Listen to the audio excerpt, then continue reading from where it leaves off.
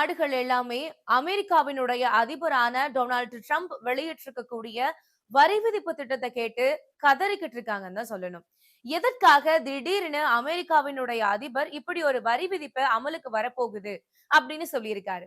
சொன்ன சில நாட்கள்லயே அந்த வரி விதிப்பை எதற்காக தேதிய மாற்றி இன்னும் கொஞ்சம் தாமதமா தான் அந்த வரி விதிப்பு அமலுக்கு வரப்போகுது அப்படிங்கிறதையும் சொல்லியிருக்காரு. இப்படி இந்த வரி விதிப்ப சொன்ன உடனே ஏன் உலக நாடுகள் எல்லாமே பதறறாங்க? அப்படிங்கிற சில விஷயங்கள பத்தி தான் இன்னைக்கு நம்ம இந்த காணொளியில பார்க்க போறோம். அனைவருக்கும் வணக்கம். KMDK லைவ்ல இருந்து நான் உங்கள் சஞ்சு. அமெரிக்காவினுடைய அதிபரான டொனால்டு ட்ரம்ப் ஆட்சிக்கு வந்த உடனேயே அவர் சொன்ன முதல் வார்த்தை அமெரிக்கா ஃபர்ஸ்ட் அப்படிங்கிறது தான். எந்த இடத்துலயும் அமெரிக்காவை முன்னிறுத்தி பார்க்கணும் அப்படின்னு சொல்லி டொனால்டு ட்ரம்ப் இந்த ஒரு வாக்கியத்தின் மூலியமா நமக்கு உணர்த்துறாரு. இப்படி இருக்கக்கூடிய டொனால்டு ட்ரம்ப் ஒரு அறிவிப்பை வெளியிடுறாரு.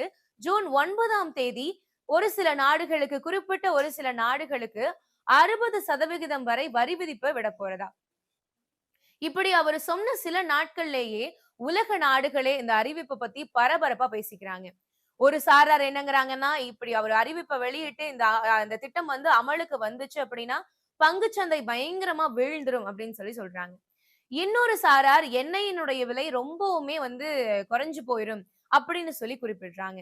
இப்படி இவங்க எல்லாரும் பரபரப்பா பேசிட்டு இருக்கப்ப, மறுபடியும் அமெரிக்காவினுடைய அதிபரான டொனால்டு ட்ரம்ப் இன்னொரு அறிவிப்பை வெளியிடுறாரு. அது என்ன அப்படின்னா, 2026 ஜனவரி மாதம் தான் இந்த அறிவிப்பு எல்லாமே அமலுக்கு வரும்.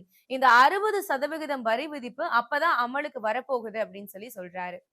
குறிப்பா இந்த வரி விதிப்பு அப்படிங்கிறது மற்ற நாடுகள் எல்லாம் ஒப்பிட்டு பார்க்கிறப்ப, பிரிக்ஸ் கூட்டமைப்புல இருக்கக்கூடிய நாடுகளுக்கு மட்டும் அதிகமானதா இருக்கு. எதனால இந்த பிரிக்ஸ் கூட்டமைப்புக்கு மட்டும் இவர் அதிகமான வரிய விதிக்கிறாரு? யார் இந்த பிரிக்ஸ் கூட்டமைப்பு? அப்படின்னு பார்க்கிறப்ப, இந்த பிரிக்ஸ் கூட்டமைப்பு அப்படிங்கிறது Brazil, Russia, India, China, south Africa, Egypt, Ethiopia, Iran, Indonesia, UAE அப்படிங்கிற பல நாடுகள் ஒருங்கிணைந்த ஒரு கூட்டமைப்பு தான் இந்த பிரிக்ஸ். இந்த பிரிக்ஸினுடைய உச்சி மாநாடு பிரேசில்ல நடக்குது. இதுக்கு நம்ம இந்தியாவினுடைய பிரதமரான பிரைம் மினிஸ்டர் நரேந்திர மோடி அவர்களும் கலந்துக்கிறாங்க. மற்ற நாடுகளினுடைய முக்கிய உறுப்பினர்களும் தலைவர்களும் இந்த மாநாட்டுல கலந்துக்கிறாங்க.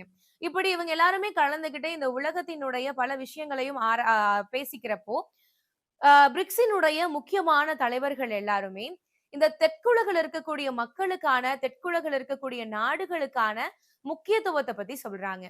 டாலரினுடைய சார்பை குறைச்சிட்டு அதுக்கு பதிலா மாற்று வழியா வேற ஏதாவது பண்ணணும் அப்படிங்கிற ஒரு வலியுறுத்தலை வந்து வைக்கிறாங்க. இப்படி இவங்க எல்லாருமே பேசுறப்ப அமெரிக்காவினுடைய அதிபரான டொனால்டு ட்ரம்ப் அமெரிக்காவை எதிர்த்து வெளியிடக்கூடிய திட்டத்திற்கு எந்தெந்த நாடு துணை நிற்குதோ அவங்க எல்லாத்துக்கும் இன்னும் 10% நான் வரிய வந்து ஏத்துவேன், வரி விதிப்பு வந்து இன்னும் அதிகமாகும் அப்படின்னு சொல்றாரு. அப்படி பாக்குறப்ப இந்த பிரிக்ஸ் உடைய கூட்டமைப்புல இருக்கக்கூடிய நாடுகளுக்கு இந்த 60% வரி விதிப்ப சொல்றாரு.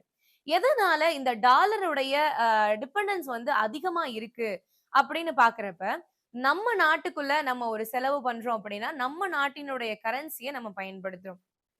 ஒரு நாட்டினுடைய அந்த நாட்டிற்குள்ளான செலவுகளுக்கு எல்லாமே அந்த நாட்டினுடைய கரன்சி தான் பயன்படுத்தப்படுது. ஆனா, அதுவே ஒரு நாட்டிலிருந்து இன்னொரு நாட்டுக்கான வர்த்தகம் நடைபெறுது அப்படிங்கிறப்ப, அங்கதான் இந்த டாலரினுடைய முக்கியத்துவம் வருது. இந்த 2 நாடுகளுக்கும் இடையிலான அந்த வர்த்தகம் அப்படிங்கிறது இந்த டாலர் மூலியமா தான் நடைபெறுது. இப்படி இருக்கக்கூடிய சூழல்ல இந்த டாலருக்கு மாற்று வழியா வேற ஏதாவது ஒண்ண கொண்டு வரணும் அப்படின்னு எல்லாரும் நினைக்கிறப்போ, அதுக்கு அமெரிக்கா எதிர்ப்பு தெரிவிக்கிறாங்க. மேலும் இந்த அமெரிக்கா விதிச்சிருக்கக்கூடிய இந்த வரி விதிப்பின் காரணமாக மற்ற நாடுகள் மட்டும் தான் பாதிக்கப்படுவாங்களா அப்படின்னு கேட்டா, இது அமெரிக்காவுக்குமே பாதிப்பா தான் இருக்கும். ஏன் உலக நாடுகள்ல இருக்க எல்லா நாடுகளுக்குமே வந்து இது ஒரு பாதிப்பான விஷயமா தான் இருக்கும். இப்ப ஒரு பொருளுக்கான வரி வந்து 60% உயருது அப்படிங்கிறப்போ, அந்த பொருள் எந்த நாட்டுல இருந்து வருதோ, அந்த நாட்டுக்கான விலைவாசியோ, வர்த்தகமோ, அவங்க 2 பேரும் செஞ்சுட்டு இருக்கக்கூடிய அந்த வணிகமோ பாதிக்கப்படும். இப்போ ஒரு சாதாரண ஒரு மொபைல் இந்தியால 20,000 அப்படின்னு சொல்றப்ப, அதே மொபைல் அமெரிக்காவுல 32,000 இல்ல 42,000 அப்படின்னு அதோடைய விலை அதிகமாகுது அப்படிங்கிற பட்சத்துல, அந்த பொருள அங்க இருக்கக்கூடிய மக்கள் வாங்க மாட்டாங்க. இதனால அந்த பொருள் எந்த நாட்டை சேர்ந்ததோ, அந்த நாட்டுக்கான பொருளாதாரம் பாதிக்கப்படுது. எல்லா விஷயங்களுமே இப்படிதான். இப்ப அமெரிக்கா இருக்கு அப்படின்னா, அமெரிக்காவினுடைய தொழிற்சாலைகள், அதற்கான சின்ன சின்ன உளவு பொருட்கள், ஸ்பேர் பார்ட்ஸ் எல்லாத்தையுமே மத்த நாடுகள நம்பி தான் இருக்கு. அப்ப மத்த நாடுகள்ல இருந்து வரக்கூடிய பொருள்களுக்கு எல்லாம் வரி அதிகமாகறப்போ, அந்த உற்பத்தியினுடைய விலையும் அதிகமாகும். அத விக்கிறப்போ, அங்க இருக்கக்கூடிய மக்களுக்கான விலைவாசியும் கண்டிப்பா அதிகமானதா தான் இருக்கும். மேலும் இந்தியா போன்ற நாடுகள் எல்லாமே ஏற்றுமதிய தான் நம்பி இருக்காங்க. நம்ம நாட்ல நெறைய பொருட்கள நம்ம ஏற்றுமதி எக்ஸ்போர்ட் செஞ்சு தான் வந்து நம்மளுடைய தொழில்கள வந்து டெவலப் பண்ணிட்டு இருக்கோம். முன்னேற்றிக் கொண்டு இருக்கோம்.